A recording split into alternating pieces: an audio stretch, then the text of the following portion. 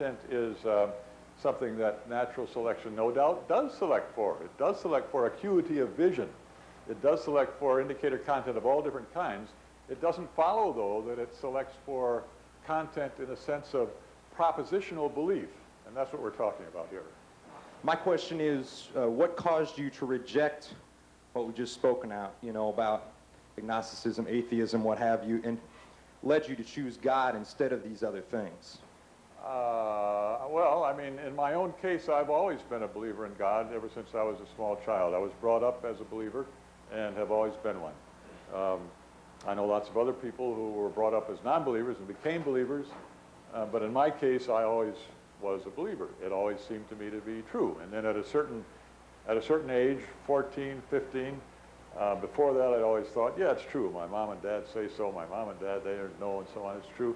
All of a sudden, it really became alive and vital and personal, like I really now experienced its being true in a certain way, in a way that I hadn't before. And I guess it's been more or less like that since. I have one question to ask you. You keep talking about the truthfulness of the content, which is important, right? Which is the content, whether it's true or false. But my point is that the more philosophical you are, or the more theological you are, the more difficult it is to know which is true or not.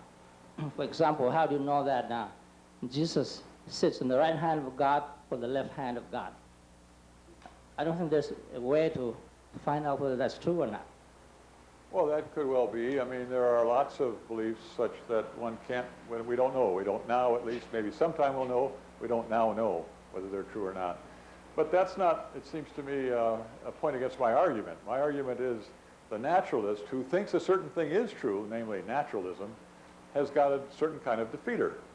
So his view can't, the naturalist, a person who's a naturalist, a materialist, and accepts evolution. So he can't sensibly accept all these three things together, and that despite the fact that there are lots of things such that we don't now know whether or not they're true. So maybe, shall we call it an evening? Yeah, Rick. It's an evening.